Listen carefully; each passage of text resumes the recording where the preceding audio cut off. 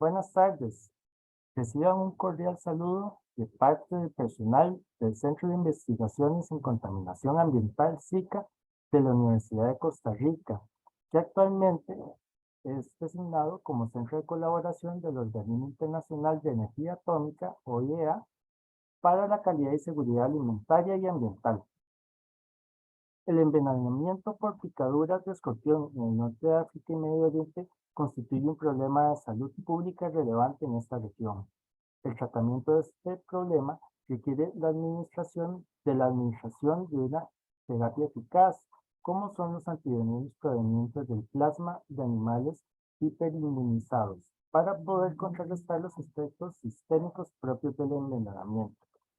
La ausencia de productores locales de este antiveneno, los altos costos del medicamento, los problemas de distribución y la comercialización de productos cuya eficacia no está demostrada, ha agravado la crisis de desabastecimiento y ha puesto en evidencia la necesidad de nuevas iniciativas por parte de la comunidad científica internacional para solventar esta emergencia. En este seminario titulado Desarrollo de un antiveneno contra la picadura de escorpión para el norte de África y Medio Oriente, avances y perspectivas, la doctora María Herrera Vega, del Instituto Clodomiro Picado de la Universidad de Costa Rica, nos presentará los avances que se han realizado en este tema. La doctora Herrera es investigadora de la sección de Desarrollo Tecnológico de la División Industrial del Instituto Clodomiro Picado de la Universidad de Costa Rica. En 2019 obtuvo su doctorado en ciencias en esta universidad y su maestría en química también. Sus áreas de trabajo comprenden la caracterización bioquímica, toxicológica y proteómica de venenos de serpientes y otros animales ponzoñosos, el desarrollo, formulación y caracterización de antivenenos para diferentes regiones del mundo. Además, el diseño y desarrollo de procesos de liofilización para proteínas de uso farmacéutico, el desarrollo e implementación de métodos de análisis y pruebas de estabilidad para proteínas de uso farmacéutico, así como la investigación y desarrollo de nuevos productos como antitoxinas, vacunas, hemoderivados y otros inmunobiológicos. Al concluir la presentación abriremos un espacio para hacer preguntas. Para tal efecto les agradezco que indiquen las preguntas en el chat para transferirlas a la expositora. Adicionalmente, quisiera mencionar que es posible que los participantes de este seminario estén transmitiendo desde las casas u otros espacios similares, por lo que pudieran escuchar sus sonidos ajenos a la presentación en algún momento y que es difícil controlar, por lo que solicitamos las disculpas de caso y comprensión al respecto.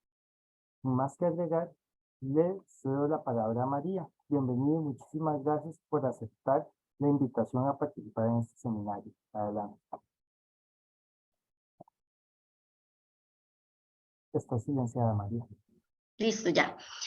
Buenas tardes, muchas gracias por la invitación, Juan. La verdad que es un placer participar de estos seminarios de investigación del SICA. Te agradezco mucho. Y bueno, sí, como mencionabas, la idea es contarles un poco lo que ha sido esta experiencia para el Instituto del desarrollo de un antiveneno experimental contra la picadura de escorpiones de la región del norte de África y del Oriente Medio. Entonces, a modo general,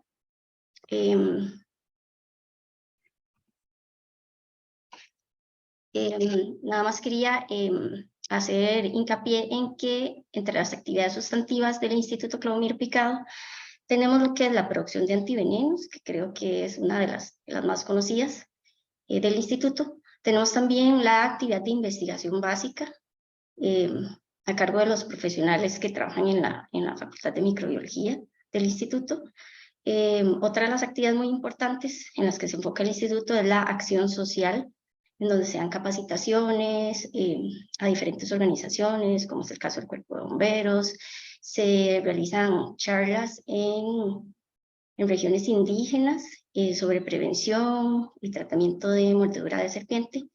Y otra de las actividades fundamentales es la docencia, no solo en cursos de pregrado, sino también de posgrado de la universidad y de varios programas de posgrado, no solamente la Facultad de Microbiología.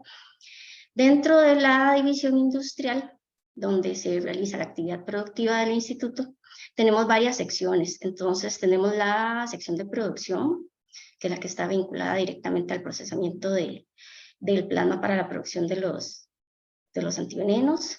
Tenemos la sección de caballeriza, donde se mantienen los animales dedicados a la producción. La sección de control de calidad, donde se realizan las pruebas tanto del plasma, que se va a utilizar en la purificación de los anticuerpos, como también de los venenos, el control de calidad de los procesos. El bioterio, que es el que nos provee los animales que empleamos en todas las pruebas que se realizan en el instituto. La sección serpentario, donde mantenemos la colección de serpientes, a partir de la cual obtenemos la mayor parte de los venenos y donde se realiza investigación relacionada con el tema de las serpientes y otros temas de herpetología. Y tenemos también la sección de desarrollo tecnológico, que es una de las más jóvenes, digamos, de la división industrial, que está dedicada a la realización de investigación, pero aplicada al mejoramiento de la producción. Entonces, es en esta sección donde ocurren todo lo que es el desarrollo de nuevos productos, mejoramiento de procesos. Aquí se los menciono en esta diapositiva. Entonces, la actividad de desarrollo tecnológico comprende desarrollo de nuevos antivenenos, mejora de productos existentes, mejora de procesos de producción, de desarrollo de otros biológicos también. En la producción de antivenenos me pareció que era importante definir el concepto de qué es un antiveneno antes de entrar a hablar de cómo se hace el desarrollo. Entonces, un antiveneno es la preparación de anticuerpos, principalmente de IgGs, anticuerpos del tipo IgG, purificadas a partir del plasma de animales que son donadores y que han sido inmunizados con el veneno o con una mezcla de venenos ya sea de serpientes o de algún otro tipo de animal venenoso contra el cual se quieran producir anticuerpos. De modo muy general, la producción de antivenenos comprende la extracción del veneno. En este caso, bueno, la imagen se refiere a una serpiente, pero como les mencionaba, puede ser de cualquier otro animal que sea venenoso, como en este caso el de los escorpiones. Ese veneno sufre, digamos, varios procesos, se le hace cierto control de calidad, se liofiliza, se almacena, y cuando viene la etapa de inmunización, pues ese veneno se prepara y es inyectado en los animales de producción combinado con algún adyuvante cuyo objetivo es estimular la respuesta inmune del animal. Después de cumplir un cierto esquema de inmunización que ha sido diseñado previamente para ese antiveneno en particular, se realiza una sangría de prueba primero para medir cómo está el nivel de anticuerpos y también evaluar el estado de salud del animal. Y cuando ya se cumplen, digamos, las condiciones que se requieren, se realiza una sangría de producción a partir de la cual, a través de un proceso de purificación químico, se extraen los anticuerpos, se purifican y se realizan varios procesos en el producto para llegar a formular lo que ya conocemos como un antiveneno, que finalmente va a llegar a ser administrado a un paciente que ha sido mordido por una serpiente. Este mismo procedimiento para la producción de antivenenos ofídicos es el que se estaría empleando para la producción del antiveneno antiescorpión. Un procedimiento equivalente en donde lo que cambia es el inmunógeno que vamos a estar empleando. Ya no va a ser un veneno o una mezcla de venenos de serpientes, sino de una serie de escorpiones que se determinó que son los de mayor importancia clínica en la región para la cual queremos producir el antiveneno. ¿Cómo es la incidencia del escorpionismo a nivel mundial? Bueno, las cifras que se reportan en la literatura es que ocurren aproximadamente 1.2 millones de casos al año a nivel global. Esto corresponde a picaduras. De estos, no la totalidad se convierten en envenenamientos, porque en muchos casos se da lo que se conoce como una picadura en seco, en donde el escorpión o el alacrán pues no inyecta el veneno en la persona. De este 1.2 millones de casos de envenenamientos, podemos ver aquí en la figura que en la mayor parte del planeta pues ocurren envenenamientos, excepto como en las zonas como más al norte, más frías, y en la parte aquí de Oceanía, y estas islas del Pacífico, pues tampoco se reportan casos de envenenamiento. Pero lo que es América, todo el continente americano prácticamente, excepto Canadá, sí tenemos casos de envenenamientos. Lo que se muestra en celeste más clarito es donde hay una incidencia que es menor a 100 casos por cada 100.000 habitantes. Podemos ver, por ejemplo, que México tiene una incidencia mayor a la que se presenta en Estados Unidos. Esta es de más de 100 casos por cada 100.000 habitantes. También ocurre lo mismo en Brasil, donde existe una gran incidencia de envenenamiento, y la parte de América Central, el norte de América del Sur, la parte de Argentina, pues sí hay una incidencia, pero es menor que en regiones como la de México y la de Brasil. En el caso de América del Norte, tenemos que el género más importante es el de Centruroides, mientras que, bueno, y también Centruroides es el que está presente en la mayor parte de América Central. En América del Sur, el género más relevante es el Titius, y aquí, bueno, se muestran algunas especies: Titius cerulatus, baiensis, trinitatis. En el caso particular de Costa Rica, que estamos ubicados geográficamente en este puente que conecta las dos Américas, ¿verdad? Nosotros sí tenemos especies que pertenecen al género Centruroides y también al género Titius, pero es muy interesante cómo los escorpiones que tenemos en nuestro país no son letales, y su picadura pues solamente sí produce mucho dolor, inflamación, algún tipo de adormecimiento, pero afortunadamente no llegan a ser letales. Lo más interesante es que en nuestro país vecino de Panamá, que geográficamente estamos bastante cerca, ahí sí existen especies de escorpiones que son letales. Entonces es interesante cómo, aunque hay bastante proximidad geográfica, no, en el caso de nosotros, afortunadamente las picaduras de los escorpiones no terminan en fatalidad. Una zona que sí está muy afectada por el envenenamiento por escorpión es el norte de África. La vemos aquí en un azul más oscuro, en donde el género que predomina es el Androctonus, y la especie más relevante se conoce como Androctonus australis. También tenemos el género Butus, que tiene un montón de representantes de especies en esta parte del norte de África. En el África subsahariana también podemos encontrar envenenamientos por escorpión. Y en lo que se conoce como el Oriente Medio, que es esta parte de la península arábiga, pues sí hay también una incidencia alta de picadura por escorpión. Y también los géneros más importantes ahí es el Androctonus, el Leirius, principalmente esta especie que se conoce como Leirius quinckestriatus, y también tenemos presencia de especímenes del género Butus occitanos también, y subespecies como Butus occitanus mardochei. En esta parte de la India, por supuesto, también hay una gran variedad de escorpiones, y entonces se reportan también gran número de envenenamientos. Entonces podemos ver que la distribución de los escorpiones a nivel mundial es bastante amplia. Sí hay un número importante de envenenamientos, pero de forma similar a lo que ocurre con los envenenamientos por serpientes, los recursos que se destinan a investigación, los recursos que se destinan a salud, a tratamiento, a mejorar la distribución de los medicamentos, son escasos. Es por eso que la picadura de escorpión también se considera que es una enfermedad desatendida por parte de las autoridades de salud. Conociendo que esta es la situación que existe a nivel mundial, y que en esta región del norte de África y de Oriente Medio es una de las que presenta mayor incidencia, y donde sobre todo se presentan países de bajos y medianos ingresos, entonces nos damos cuenta de que el envenenamiento por escorpión es un problema importante, y a raíz de contactos que nos hacen, de gente que nos escribe, de experiencias que se comparten a través del distribuidor que tiene el Instituto de Antivenenos en la región de África, es que, digamos, se da la idea de empezar un proyecto en donde iniciemos el desarrollo experimental de un antiveneno para esta región. es una región bastante grande, son muchos los países, son muchas las poblaciones que están ahí.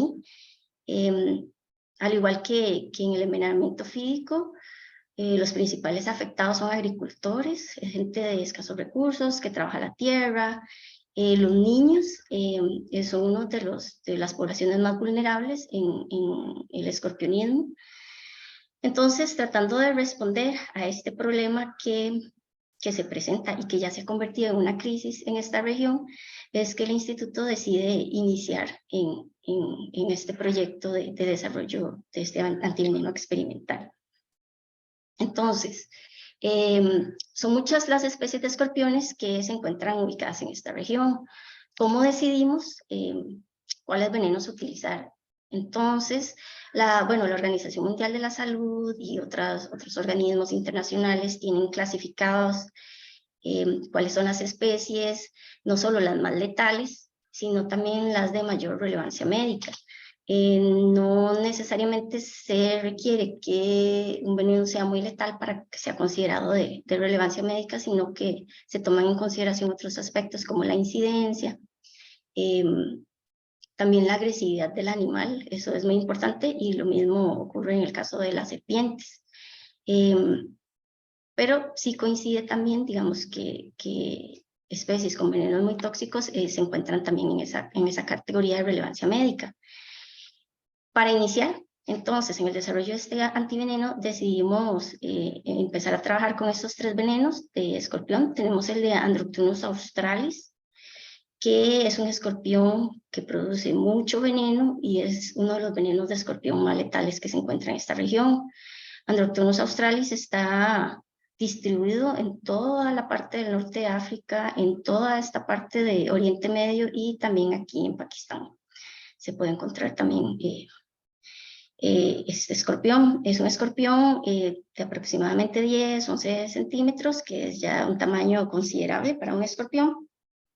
Y entonces hay una producción de veneno bastante grande. Y cuando el escorpión pica, pues también hace una inyección considerable de veneno. Entonces, normalmente las picaduras por escorpión tienden a hacer envenenamientos de moderados a severos, y sobre todo cuando se trata de niños, esa condición pues empeora bastante. La otra especie relevante es, el género Butus, que también está distribuido en todo el norte de África y en Oriente Medio.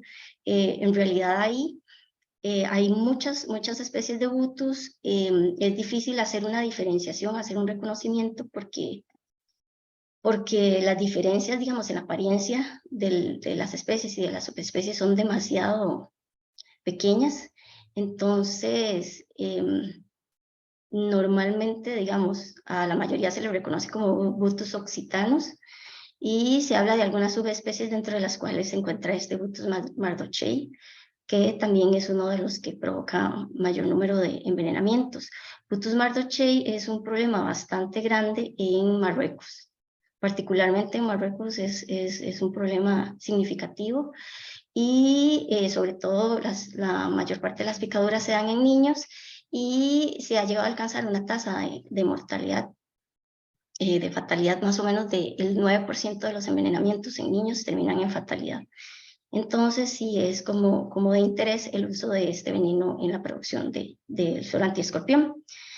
Y por último decidimos incluir el veneno de Leiurius quinckestriatus, que también es otra especie relevante en toda esta región. Igual está distribuido en todo el norte de África, está distribuido en toda esta parte de Oriente Medio, y también la escogencia de estos 3 venenos corresponde al hecho de que durante las últimas décadas el antiveneno que más se ha comercializado para el tratamiento de picadura de escorpión, es el que había sido fabricado durante muchísimo tiempo por la compañía Sanofi Pasteur. Scorpifab se llamaba ese antiveneno. Entonces es el producto que más ha sido utilizado, un producto que ha demostrado eficacia clínica bastante buena contra el envenenamiento. Entonces decidimos tener ese antiveneno como punto de partida, como control, digamos, como estándar de el tipo de antiveneno que queríamos llegar a producir, tener como un punto de comparación, ¿verdad? Entonces eso influyó también en que escogiéramos estos 3 venenos para el desarrollo de este antiveneno. ¿Cómo están compuestos los venenos de los escorpiones? La experiencia que tenemos en el instituto, pues como ustedes saben, ha sido el desarrollo de antivenenos contra la mordedura de serpiente. Han habido otras experiencias en el instituto en donde se han estudiado venenos de escorpiones de la región, de nuestro país y de la región, pero no digamos de estas zonas tan alejadas, y hasta el momento no se había como iniciado un proyecto para el desarrollo de un antiveneno con miras a su uso comercial.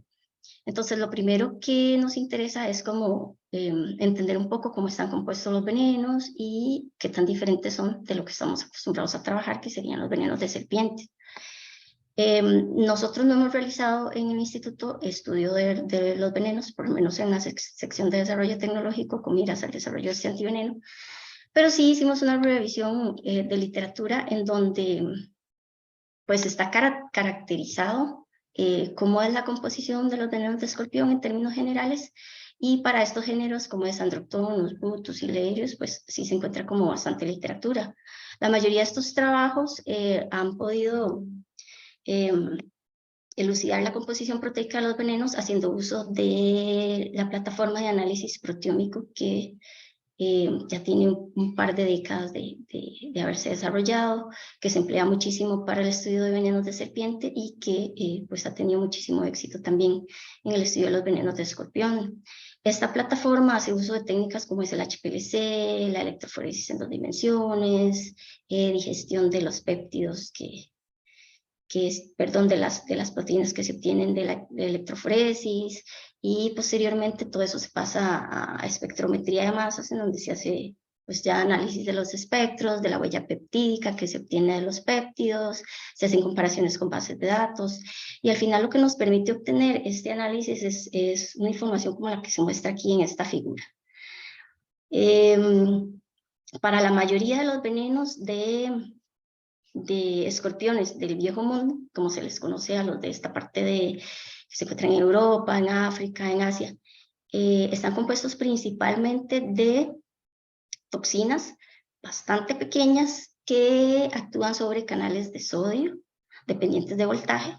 Vemos que para el caso de este proteoma, que corresponde a un veneno del género Androctonus, aproximadamente el 62% de la composición proteica de este veneno corresponde a estos péptidos que actúan sobre canales de sodio dependientes de voltaje. Un 26% corresponde también a toxinas que actúan sobre canales de potasio dependientes de voltaje. Ya ahí llevamos 80% prácticamente la composición del veneno en estas 2 familias de toxinas. Y posteriormente, bueno, se pueden encontrar también toxinas que actúan sobre canales de cloro, sobre canales de calcio, un porcentaje de péptidos ahí que tienen otro tipo de actividad sobre otros receptores, pero también se han encontrado toxinas menos abundantes, familias de toxinas menos abundantes, que son similares a las que se encuentran en venenos de serpientes, como es el caso de proteasas, fosforuridasas y aluronidasas. Pero estas sí están en mucha menos proporción. Entonces, podemos concluir que los venenos de escorpión, sobre todo, entonces van a estar compuestos de toxinas de baja masa molecular, muchas con efecto neurológico, otras se ha visto que tienen efecto cardiotóxico, pero lo que quiero como que la idea que se lleven es que son familias de toxinas de masa molecular bastante baja, que es bastante diferente a lo que vemos en los venenos de serpiente, con excepción de los que pertenecen a las familias de los elápidos, donde se encuentran los corales, las mambas, las nayas, que son las cobras, que también comparten esta particularidad de tener familias de toxinas de pequeña masa molecular. Entonces, una vez que tenemos una idea de cómo es la composición del veneno, les quiero comentar cómo son las manifestaciones clínicas, que es lo que se observa en un paciente que es picado por un escorpión. Se han establecido como 3 clasificaciones de envenenamiento para la picadura de escorpión. Entonces tenemos aquellos envenenamientos leves, aquí se sitúa la mayoría de las picaduras, en donde lo que se observa es dolor local, hay eritema, edema, sudoración, agitación, tremores, que pueden resolverse usualmente con el paso del tiempo y con el uso de analgésicos, antiinflamatorios, o sea, lo que se da es como un tratamiento sintomático en el caso de este tipo de envenenamientos. Los envenenamientos pueden llegar a escalar a lo que se conoce como un envenenamiento moderado, en donde ya vemos efectos sistémicos, donde hay náusea, vómito, fiebre, dolor abdominal, dolor en las articulaciones, hiperglicemia, taquicardia, taquipnea. Y ya los envenenamientos severos, pues hay complicaciones del tracto gastrointestinal, convulsión muscular, arritmia, falla cardíaca congestiva, falla del miocardio, edema pulmonar, que es una de las principales causas de muerte. En el caso de este tipo de envenenamientos, puede darse pancreatitis, falla orgánica múltiple, incluso el paciente puede llegar a tener coma. ¿De qué depende? Digamos que un envenenamiento de este tipo evolucione que empiece como leve, evolucione moderado o incluso llegue a severo. Bueno, son varios los factores que están involucrados en esto. La cantidad de veneno que se ha administrado es importante. Se ha demostrado que hay grupos poblacionales que son vulnerables, como les mencionaba ahora el caso de los niños, adultos mayores, personas que ya tienen como alguna patología de fondo, mujeres embarazadas. Se ha visto que incluso puede llevar a pérdida fetal. En el caso de los niños ocurre normalmente porque ellos tienen un volumen de distribución bastante más pequeño, entonces el veneno se distribuye en un volumen más pequeño y puede llegar a alcanzar concentraciones más altas en el cuerpo. Entonces normalmente los envenenamientos en niños tienden a evolucionar a moderados y severos si no se recibe la atención, digamos, en cierto lapso de tiempo después de que ocurre la picadura.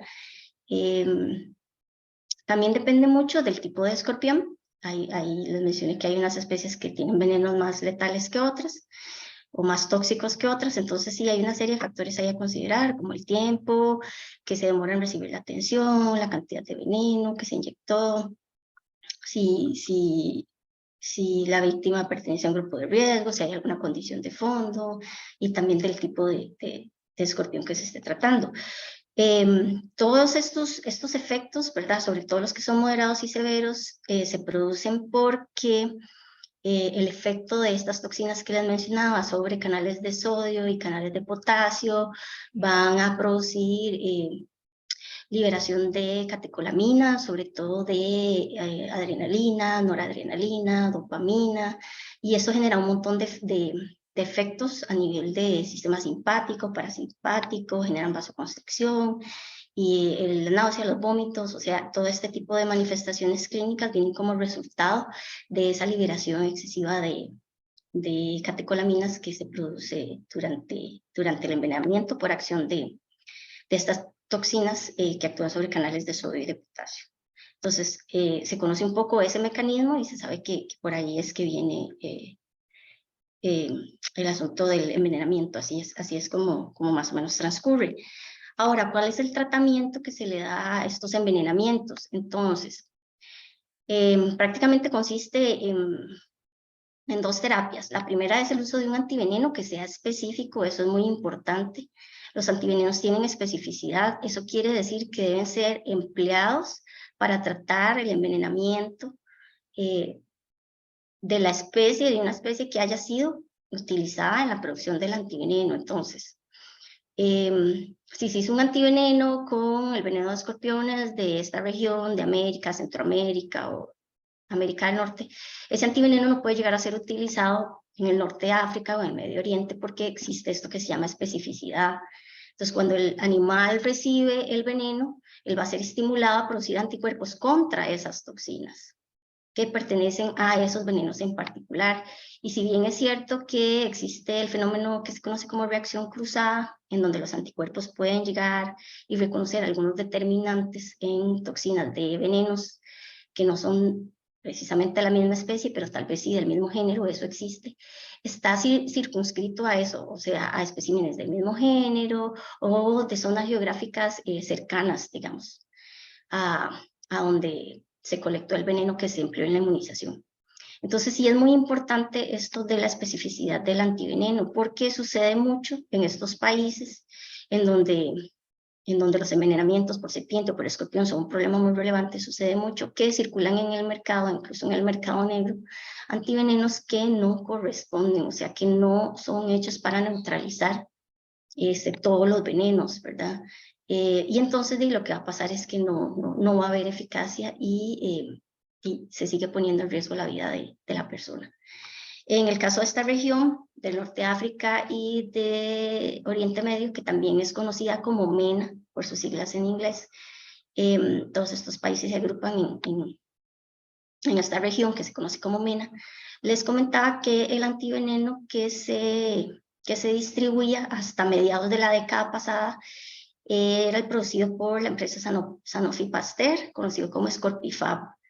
Este neutralizaba precisamente el veneno de Androtonus australis, Butus occitanos, dentro del cual la subespecie está Butus occitanos mardochei y Leiurius quinckestriatus. Era una inmunoglobulina, eran fragmentos de inmunoglobulina, conocido como FAB2, o sea, era una IgG que estaba digerida.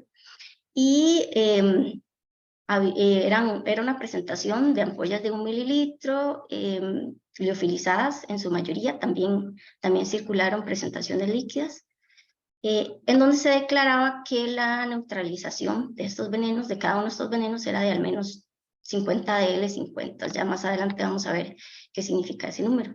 Pero entonces este era el producto que circulaba. También había otros productos que habían sido fabricados por compañías en la India, incluso había un centro de producción en Arabia Saudita, pero bueno, el acceso a esos otros productos era bastante complicado. Este Scorpifab era fabricado por Sanofi Pasteur en una planta de producción en Lyon, Francia, pero sí, más o menos a mitad de la década pasada, Sanofi anunció que iba a detener la producción de antivenenos. Esto incluía este antiveneno antiescorpión y también los antivenenos contra la mordedura de serpiente. Posteriormente llegaron a un acuerdo como de ceder la tecnología a otra empresa, una empresa británica, pero hasta el momento no ha podido llegar al mercado, digamos, estos productos, digamos, ya producidos por Micropharm, que es esta empresa británica. Entonces, la situación actual en esta región es que hay un desabastecimiento del medicamento. Además, circulan otros antivenenos que no son específicos, y esto es una situación común para envenenamiento fídico y también para el asunto, para el envenenamiento por escorpiones. Y además los precios son elevados. Si se consigue, digamos, algún vial de algún antiveneno que sí pueda ser utilizado, los precios son como muy elevados. Entonces, realmente sí hay una crisis importante en estos países, y que incluso llega a extenderse a países que están ya como en el África subsahariana, como es el caso de Sudán, en donde nuestro distribuidor de antivenenos en África tiene un contacto con una universidad y el departamento de toxinología de una universidad muy importante en Sudán, y donde estas personas le comentan que por ejemplo, la incidencia, digamos, de picadura por escorpión ha aumentado muchísimo debido al cambio climático, inundaciones que se presentan a cada rato, y cuando ocurren estas inundaciones, pues todo se levanta, los escorpiones salen de todos sus escondites, ¿verdad? Y termina esto afectando y traduciéndose en un aumento en la incidencia de envenenamientos. Entonces, el tratamiento principal es el uso de antiveneno, y el objetivo es controlar cualquier manifestación sistémica de envenenamiento. En este momento, esta es la parte que está, digamos, más en crisis, ¿verdad? Y lo otro que se hace para tratar el envenenamiento por escorpión es el tratamiento sintomático, que les mencionaba, utilizando antiinflamatorios, analgésicos, medicamentos para la hipertensión que se van administrando conforme se va desarrollando el envenenamiento y conforme se va controlando, pues ahí se va dando el ajuste de dosis. Muchos envenenamientos se resuelven solamente con este tipo de tratamiento, pero si más o menos un 10%, si evolucionan a envenenamientos severos y se requiere uso de antiveneno. Y además, otra de las limitantes es que se requiere normalmente el internamiento de la persona en una unidad de cuidados intensivos. Y esto es muy difícil, digamos, de encontrar en este tipo de países. O sea, la infraestructura hospitalaria normalmente no incluye este tipo de unidades especializadas, en donde muchas veces se requiere de intubación del paciente, incluso porque las principales complicaciones están a nivel cardiorrespiratorio. Entonces, por eso es que envenenamientos severos normalmente terminan en fatalidades. Pero es una problemática que no solo tiene que ver con la disponibilidad de medicamentos, sino también con problemas de distribución, problemas de instalaciones hospitalarias, problemas relacionados con la capacitación del personal, etc. Entonces, enfrentar este problema del envenenamiento, una de las aristas que tiene, pues sí, es la producción de un antiveneno específico, seguro, estable, que esté a un costo accesible, pero también hay otra parte importante que tiene que ver, digamos, con disponibilidad de recursos, de distribución de los medicamentos, incluso aspectos políticos en los cuales ya tienen que ver solo como los gobiernos de la región. Pero la idea es que ante, digamos, el conocimiento de esta crisis, por lo menos la comunidad científica pueda hacer su aporte en lo que nosotros sabemos hacer, ¿verdad? Esa es la idea y ese es el objetivo del proyecto. Entonces, ¿cómo iniciamos el abordaje de este proyecto? O sea, ¿cómo hacemos para llegar a diseñar un antiveneno para esta región que sea eficaz, que sea estable y que pueda neutralizar las principales actividades de estos venenos, actividades tóxicas? Entonces, la primera etapa, iniciamos con la caracterización de los venenos. Como les comentaba, no habíamos trabajado con venenos de escorpión de esta región y era poco lo que sabíamos y la experiencia que teníamos con venenos de escorpión del país y de la región centroamericana. Entonces, esa caracterización de los venenos incluyó principalmente la determinación de las dosis letales de los venenos en un modelo en vivo, que el que usamos por excelencia es el modelo en ratón, y luego una determinación del perfil electroforético por SDS-PAGE, que es electroforesis en gel de poliacrilamida con sulfato de sodio. Y vamos a partir de ahí, de nada más hacer como una comparación de los venenos, ver cómo está la distribución de las proteínas, su masa molecular, y tener una idea, digamos, de cómo es esa composición y sobre todo cómo es la letalidad del veneno. Posteriormente, ya caracterizando el veneno, íbamos a proceder a diseñar un esquema de inmunización basado en nuestra experiencia con los caballos y con venenos de serpiente, esperando que existieran similitudes, ¿verdad?, entre ambos venenos y que son toxinas de baja masa y que tenemos experiencia en el uso de adyuvantes. Entonces diseñamos un esquema de inmunización de 6 refuerzos que incluía mezclas de los venenos que iban a ser administrados cada 2 semanas a un grupo de 4 caballos. Decidimos empezar con un grupo de 4 caballos. Después, antes y después de cada refuerzo, íbamos a tomar una muestra de sangre venosa para realizar un seguimiento de la respuesta inmune por anticuerpos utilizando un ensayo de ELISA. Posteriormente íbamos a hacer una sangría de prueba, planteamos una sangría de prueba, a partir de la cual íbamos a hacer purificación de los anticuerpos generados y íbamos a hacer una formulación de un mini lotecito piloto, al cual íbamos a realizar pruebas de neutralización de la letalidad, que es como el estándar de oro en antivenenos, es lo que siempre se prueba, digamos, como para validar, digamos, el desempeño preclínico del antiveneno. Y también nos interesaba ver un poco del inmunoreconocimiento de esos anticuerpos que estaba generando el caballo, y para eso vamos a emplear un Western blot. Entonces, bueno, con respecto a la determinación de la dosis letal y posteriormente de la neutralización de esa letalidad, les comentaba que se realiza un modelo murino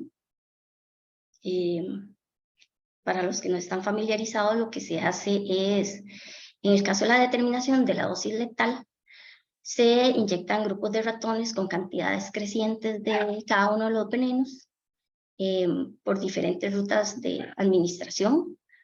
Cuando los venenos son neurotóxicos, por ejemplo, en el caso de venenos de serpiente, lo usual es que estas determinaciones se hagan por vía intravenosa. Nosotros realizamos la determinación de esa dosis letal media por vía intravenosa y también decidimos incluir la vía subcutánea porque nos parecía que cuando un escorpión pues inyecta el veneno, probablemente es a nivel subcutáneo donde la mayoría del veneno consigue ingresar, ¿verdad? Entonces nos parecía que era un modelo que tal vez se aproximaba un poco más a lo que realmente sucede en un envenenamiento natural, ¿verdad? Esos ratones se dejan en observación por periodo de 24 o 48 horas, dependiendo de cuál es la vía de administración que se emplea.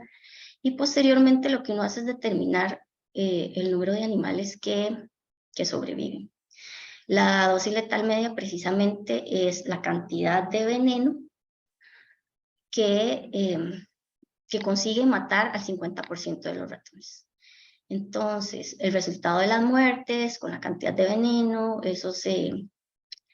esa información se introduce en un algoritmo ahí, nosotros usamos el que se llama Probito, y es posible entonces calcular cuál es esa cantidad de veneno que mata a la mitad de los ratones que fueron inyectados. Así es como está definida la DL50. Cuando queremos ver la neutralización de ese efecto letal, pues lo que hacemos es mezclas de veneno con el antiveneno, con los anticuerpos.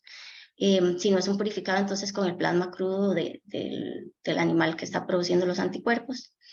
Dejamos una cantidad constante de veneno que se conoce como reto y lo que hacemos es aumentar la cantidad de antiveneno o de anticuerpos. En esas mezclas igual se inyectan a los ratones, ya sea por vía subcutánea, por vía intravenosa, en algún modelo podría usarse también la vía intraperitoneal. Y nuevamente se observan por periodo de 24 o 48 horas y en este caso el número que manejamos es el número de ratones que consiguen sobrevivir, porque precisamente la DE50 está definida como esa razón de la cantidad de antiveneno que es capaz de rescatar a la mitad de los ratones que fueron inyectados. Y el cálculo se hace igual empleando el algoritmo de Probit. Esta prueba en ratones, les comentaba que en el control de calidad de los antivenenos y cuando se estudian los venenos es lo que se conoce como el estándar de oro, es el modelo que se emplea para validar la eficacia preclínica de un antiveneno. Y pues aunque se han realizado muchos esfuerzos y se están probando otro tipo de modelos que no utilicen animales de experimentación, modelos in vitro, hasta la fecha no se ha podido como encontrar alguno que correlacione bien con esta prueba. Igual se siguen buscando modelos, ¿verdad? Pero de momento el uso de ratones no va a poder ser sustituido, yo creo que en el corto plazo. Entonces siempre es necesario hacer uso de los animales para caracterizar la letalidad y luego la eficacia de un antiveneno.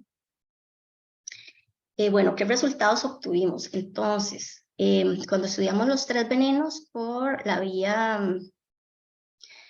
intravenosa, podemos ver que en el caso de Androctonus australis, la DL50 microgramos por ratón es de 7.1 microgramos. O sea, se requieren de únicamente 7.1 microgramos de veneno para matar a la mitad de los ratones de aproximadamente 20 gramos, que es lo que empleamos en el uso de esta prueba. Conforme el número se va haciendo más pequeño, eso significa que el veneno es más letal, porque se requiere de menor masa de veneno para matar a esa mitad, a ese 50% de los ratones. Entonces podemos ver que para el caso de Butus mardochei se requieren de 5.9 y de Leiurus striatus 3.6 microgramos por ratón. Los valores que se observan entre paréntesis corresponden a los límites de confianza al 95%. Esos límites suelen ser, así como se ven ahí, bastante amplios. Y se puede mejorar conforme se aumenta el número de ratones que se emplean en la prueba. Se puede ir estrechando esos límites de confianza. Sin embargo, pues la idea no es, ¿verdad?, utilizar un montón de ratones porque se tienen que montar varios niveles, cada nivel 7, 8 ratones por nivel, 5 niveles, entonces son pruebas que consumen bastantes animales. Entonces tratamos de usar como un número intermedio de animales en donde esos límites de confianza no sean tan amplios. Porque como pueden ver, uno sí ve una tendencia y podría decir que probablemente el veneno Leiurius quincke striatus es más letal que el de Androctonus australis. Bueno, de hecho sí, porque digamos el parámetro que utilizamos para definir si existe una diferencia significativa es que esos límites de confianza no se traslapen. Podemos ver que en el caso de Leiurius quincke striatus sus límites no se traslapan con los de Androctonus australis, entonces sí podríamos decir que este valor de 3.6 es significativamente diferente al de 7.10. Entonces, efectivamente, este veneno sí es como más letal. Solo como para que tengan una idea, en el caso del veneno serpiente terciopelo, la terciopelo de nuestro país, este valor de dosis letal anda alrededor de unos 60 microgramos.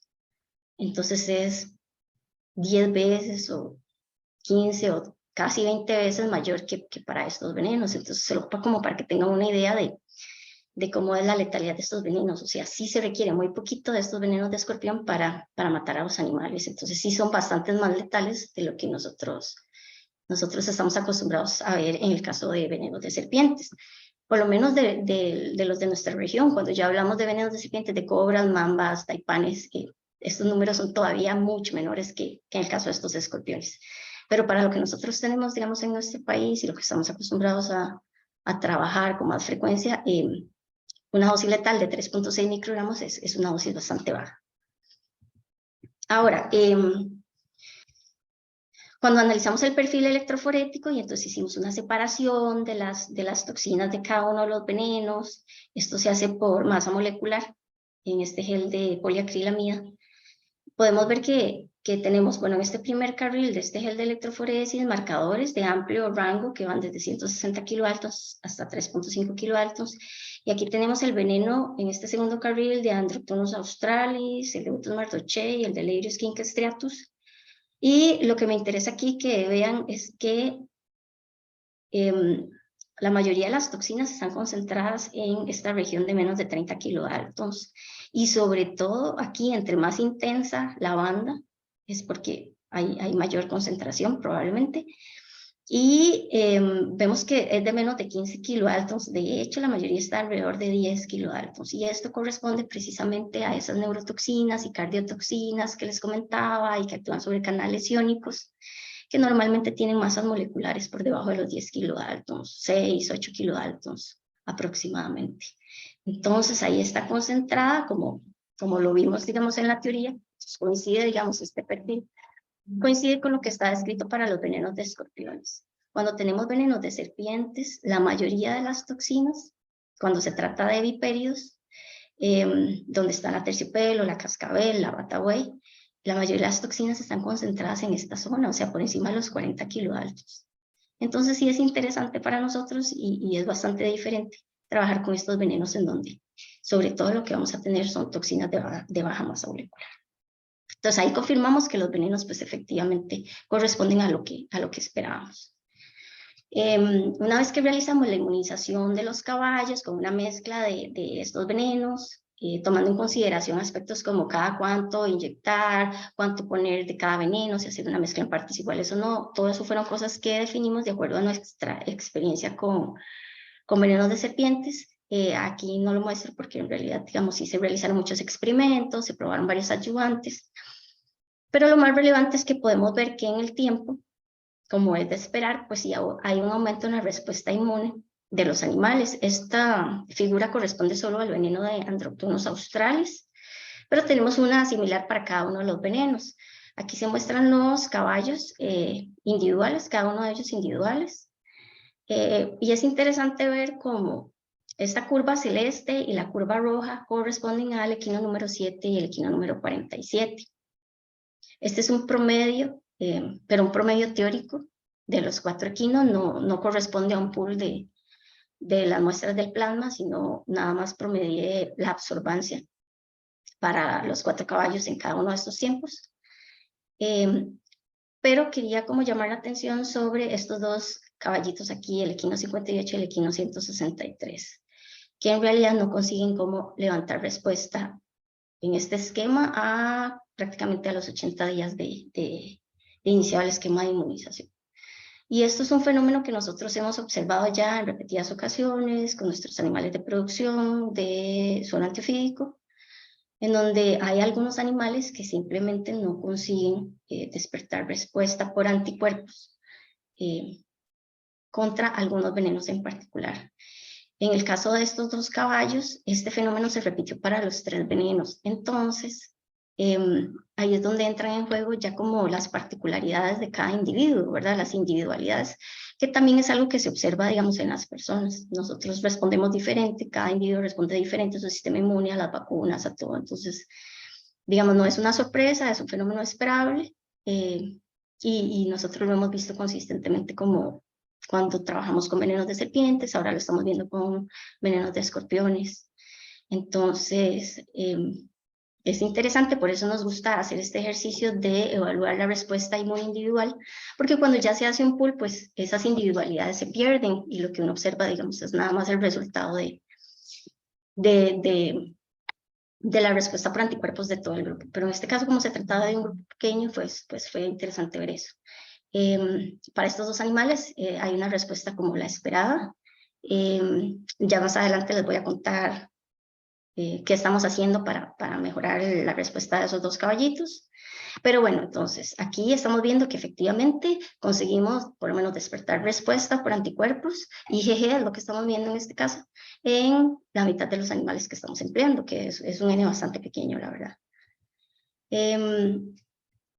Decidimos entonces en ese punto, una vez terminado ese esquema de 6 refuerzos, hacer un antiveneno, un lote bastante pequeño, formularlo, purificarlo como se hace en la producción, una precipitación con ácido caprílico es lo que hacemos, y luego hacemos una formulación para dejarlo pues, a un pH 7, con cloruro de sodio que sea isotónico, y este antiveneno tenía una proteína de 9 gramos por decilitro.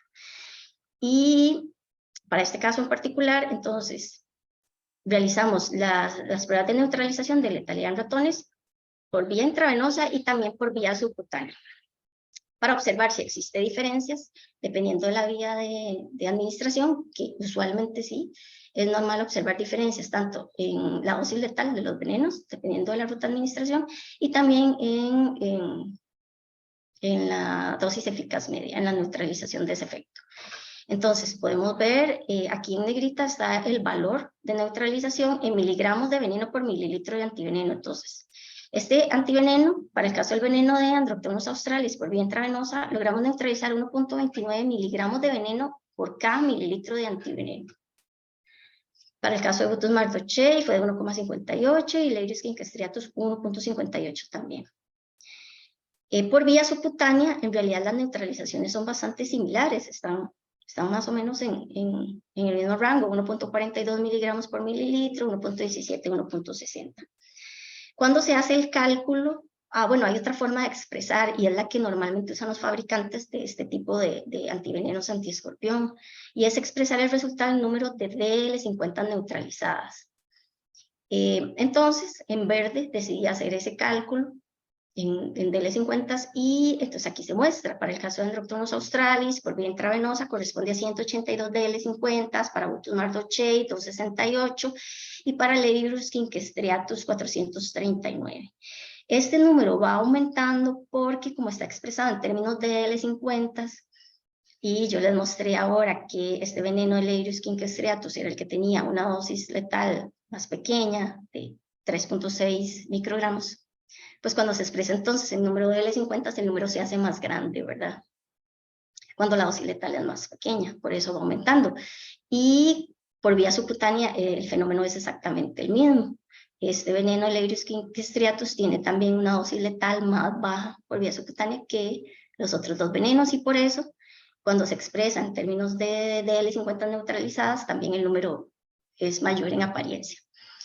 El antiveneno que nosotros tenemos como modelo, como estándar, el producido por Sanofi Pasteur, Lo único que declara en su prospecto es que neutraliza al menos 50 DL50 de estos 3 venenos. Entonces, si nos basamos en ese resultado, podríamos decir que, bueno, estamos cumpliendo, digamos, y teniendo un producto equivalente o mejor. Ahora, ¿qué es el asunto en esto? Que puede ser un poco tramposo, y es que la neutralización va a depender de la vía de administración. Aquí lo podemos ver, que hay ligeras diferencias, y va a depender también de lo que se conoce como el reto. O sea, cuánto veneno yo puse de reto en cada animal. Eso lo mantuve constante y varié la cantidad de antiveneno, pero ese reto, por ejemplo, no está declarado. Los fabricantes, los productores normalmente no lo declaran. Entonces no es posible hacer la comparación. Si nosotros aquí este número dice 182 DL50, en realidad no está bien que yo diga que es mejor que el de Sanofi Pasteur porque ellos neutralizan 50 DL50. Si al menos, si yo no sé cuál fue el reto, el número de L50 con los que ellos retaron y no sé la vía de administración, entonces no es posible que yo haga la comparación. Y hasta el momento no hemos podido averiguar ese dato de ese antiveneno, como ya está fuera de circulación hace muchos años, no hemos podido como determinar por qué ruta de administración se realizaba la prueba, hacían ellos el control de calidad ni con qué número de L50. Pero entonces, digamos, lo que sí podemos decir es que tenemos un antiveneno que está neutralizando por las dos diferentes vías de administración.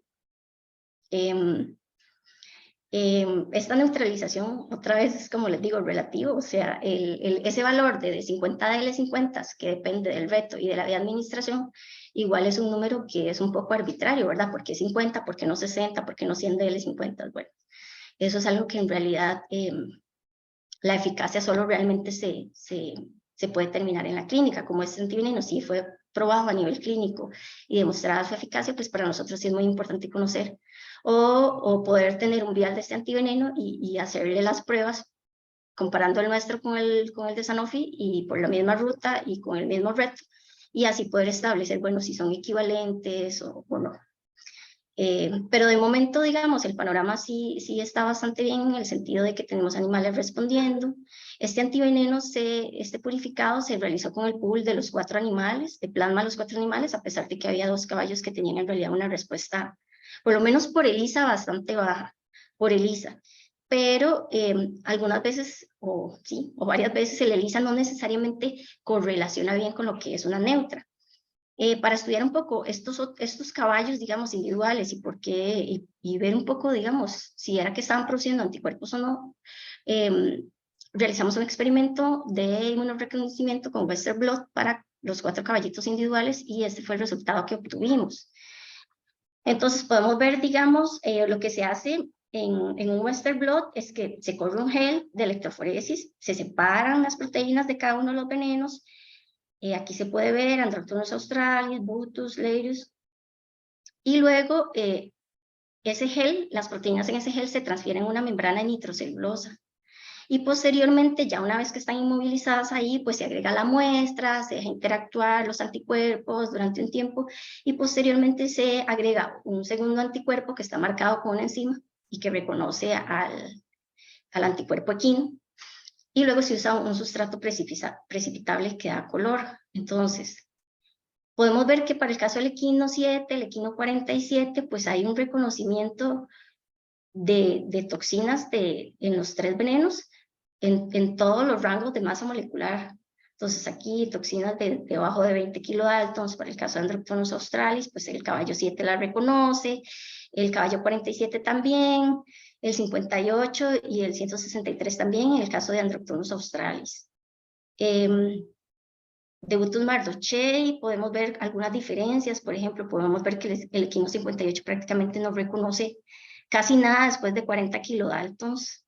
Todas estas zonas que aparecen sin bandas es porque no hubo inmunoreconocimiento, o no hay anticuerpos contra estas toxinas, o son muy pocos. Aquí sí podemos ver como que sí hay bandas que aparecen en el caso del equino 47, y aquí también el caso del equino número 7, pero sobre todo el equino 58 tiene esta zona como muy limpiecita, y sobre todo lo que corresponde a proteínas de baja masa molecular no son reconocidas. En el caso del equino 163 sí se ve un poco más de inmunoreconocimiento. Cuando se realizó la neutra de letalidad, por lo menos por vía intravenosa, de cada uno de estos caballos individual, son resultados que no les mostré, sí había un poco de neutralización, no era tan buena como la de estos 2 primeros caballos, pero sí había neutralización por parte de estos 2 caballos, cosa que no se veía en el ELISA. En el ELISA parecía como que no había señal, que no estaban como produciendo anticuerpos. Para nada, pero si vemos que si hay anticuerpos, que si hay inmunoreconocimiento, lo que probablemente sucede es que son pocos. Y la neutral letalidad sí es bastante más baja porque tal vez son pocos y no son precisamente dirigidos contra las toxinas que son relevantes en la letalidad, porque en un veneno no todas las toxinas del veneno son importantes, por lo menos en la letalidad y en el modelo que se está probando. Entonces eso tiene mucho que ver, digamos, hay que saber entender eso para poder interpretar bien el resultado. Pero entonces, tenemos 4 caballos que están respondiendo, que tienen un perfil, digamos, de producción de anticuerpos diferente entre ellos, que es algo que esperamos porque son individuos diferentes, pero que sí están produciendo anticuerpos y que cuando hacemos una purificación de los mismos y llegamos a la formulación de un antiveneno, sí conseguimos neutralizar el efecto, al menos de la letalidad, por 2 rutas diferentes y con un reto de 3DL50 que en el área de los antivenenos pues es un reto bastante bueno. 3, 4L50 es lo que normalmente se usa. Entonces, tenemos una buena neutralización con un reto bastante bueno. Ya a modo de conclusiones parciales, que es lo que llevamos hasta el momento de este proyecto, es que podemos afirmar que es posible generar en los caballos una respuesta inmune por anticuerpos contra los venenos que estamos estudiando, los venenos de escorpión, estos 3 venenos. Otra conclusión importante que ya les comenté es que la respuesta inmunohumoral de los caballos sí presenta variaciones entre individuos de la misma forma que ha sido observado en el caso de los venenos de serpientes. Además, existe inmunoreconocimiento y neutralización de las principales toxinas responsables de la letalidad de los venenos, que efectivamente tenemos neutralización del efecto letal, y el Western blot nos viene a confirmar que se están produciendo anticuerpos contra toxinas de baja masa molecular, que son las que se han descrito como más relevantes para el efecto letal. Con respecto a lo que sigue, bueno, para nosotros es muy importante probar la reactividad cruzada de estos anticuerpos generados contra venenos de otras especies de escorpión.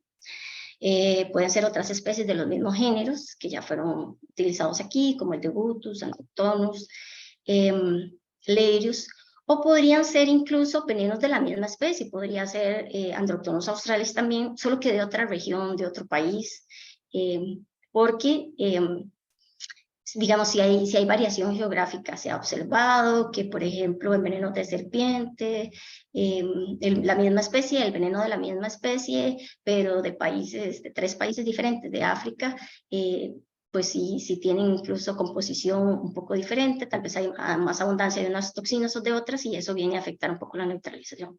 Entonces, sí es muy importante evaluar la reactividad cruzada.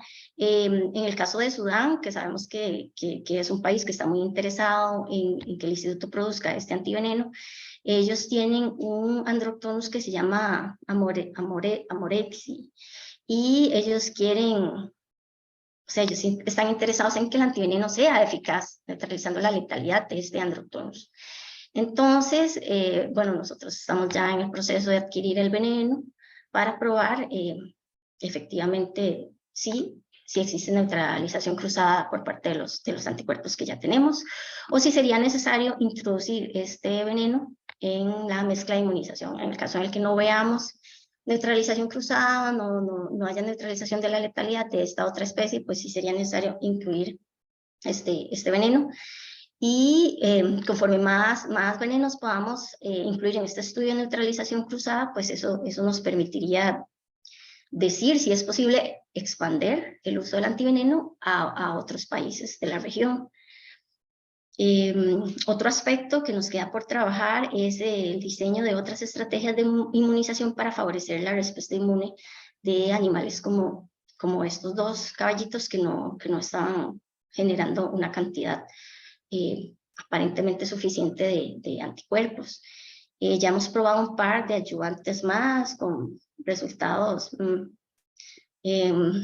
no tan buenos como los del el ayudante original que usamos, Pero estamos en eso constantemente y no solo, digamos, en este proyecto, sino que en el diseño de la producción y diseño de antivenenos en general, siempre la respuesta inmune es uno de los ejes que más tratamos de abordar. Si conseguimos mejorar esa respuesta inmune, pues a partir de ahí ya vamos a poder producir un mejor antiveneno y en mayor cantidad tal vez. Entonces siempre estamos como buscando estrategias de inmunización para mejorar la respuesta. Y este antiveneno no va a ser la excepción. Y posteriormente otra cosa que tenemos que hacer y que ya estamos por empezar es la producción de lotes piloto de este antiveneno, ya haciendo sangrías de producción más grandes, con el objetivo de evaluar la estabilidad, la seguridad durante el almacenamiento de estos productos, que es un requisito indispensable para hacer, digamos, el registro de estos antivenenos en el país y luego posteriormente en la región en donde se quiera comercializar. Estos estudios pues nos llevan mínimo 6 meses para poder obtener los primeros resultados, que dan una idea de cómo se va a comportar el antiveneno, sobre todo en estas regiones, digamos, que están sometidas a algunas condiciones climáticas de temperatura, humedad un poco más extremas de lo que tenemos. En estos casos lo que hacemos es producir los antivenenos liofilizados que nos permiten evitar, digamos, el asunto de tener que mantener una cadena de frío estricta o que el antiveneno tenga que ser almacenado bajo condiciones de refrigeración, porque sabemos que en estas regiones eso se complica y puede, o sea, hay lugares en donde ni siquiera tienen electricidad. Entonces, la formulación liofilizada nos permite como esa flexibilidad de que el antiveneno, pues además tiene una vida útil más larga y tiene una resistencia o es más estable a condiciones de temperatura, humedad más extremas y no necesita estar refrigerado. Entonces, bueno, esta parte de producción de los lotes piloto es fundamental para ver esos resultados de estabilidad y ver cómo se van a comportar nuestros anticuerpos bajo esas condiciones extremas.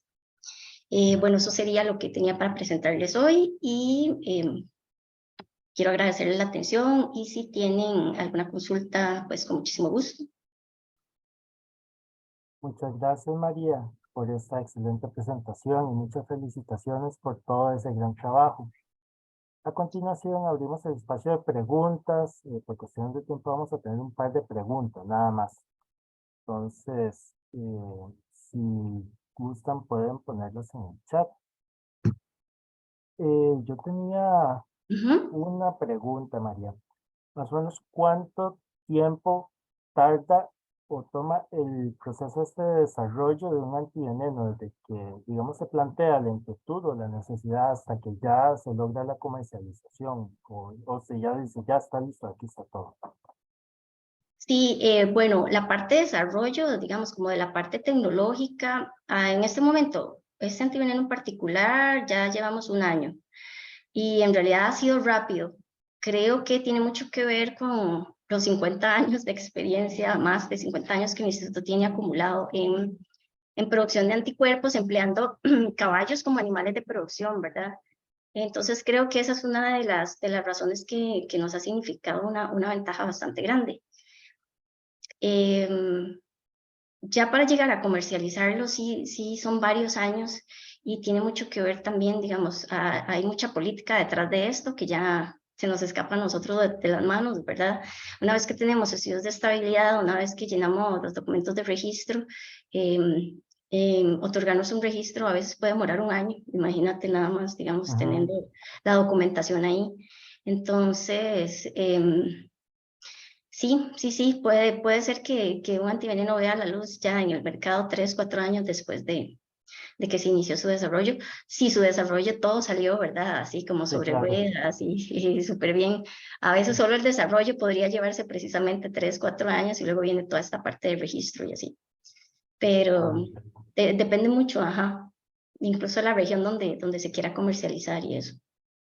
A veces hay intereses económicos y todo que significan unas trabas increíbles para ya esta parte de comercializar. Eso pasa Sí, montones. claro. Cuando se trata de un medicamento, eso pasa muchísimo. Y bueno, aquí tenemos un comentario de Mario Macís. Ajá. Doctora María Herrera, muchas gracias. Yo solamente le agradezco y la felicito por este gran trabajo. Gracias por compartir el proyecto y definitivamente sería muy interesante ver los resultados finales, al menos hasta la etapa de decisión de una metodología o ruta final. Muchas gracias. Gracias, Mario. Gracias a vos. Ahí esperamos tenerte en un próximo seminario, ya para que nos contes todo el final de esta historia. Sí, por supuesto que sí, de verdad que sí, nosotros tenemos como mucha esperanza de que podamos concretar esta iniciativa y sobre todo de poder contribuir a que en estos países, empezando a poquitos, ¿verdad? Porque es lo que nos ha pasado con el antiveneno antiofídico en África y así, pues ir a poquitos ahí, ¿verdad? Y luego poder ir expandiendo Ujú. el uso del antiveneno y que pueda llegar a las personas que lo necesitan, sobre todo un producto que es específico, que tiene eficacia demostrada, seguridad y a un precio bastante accesible para estos países. Claro que sí. Muchas gracias, María. Realmente muy agradecido por toda esta presentación que nos diste. Muchas felicitaciones a vos y a todo el equipo del Instituto de Romero Picado. Y realmente aquí vemos la contribución tan grande que hacen pues las universidades, ¿verdad? Al país, y no solo al país, sino al mundo. Realmente te Exactamente. agradezco. Muchísimas gracias, Juan, por esta invitación. Ha sido un placer compartir con ustedes esta tarde. Muchas gracias y muchas gracias a todos y todas por su atención. Les comento que la grabación de este seminario, así como los demás que ya se han realizado, están disponibles en la página de Facebook del SICA, la cual pueden buscarla como sica.ucr, y en el canal de YouTube del SICA, que encontrarán como SICA Comunicación, para que sean consultados libremente en cualquier momento. Además, les extendemos una cordial invitación para asistir al próximo seminario titulado La paradoja de la complejidad y el efecto mariposa en la ingeniería de biosistemas, que será presentado por el doctor Carlos Rojas Alvarado, investigador y docente del Instituto de Investigaciones en Ingeniería y la Escuela de Ingeniería de Biosistemas de la Universidad de Costa Rica, y que se realizará el martes 13 de junio a las 3:30 por estos mismos medios. Muchas gracias de nuevo y espero que pasen una feliz tarde. Gracias, buenas tardes.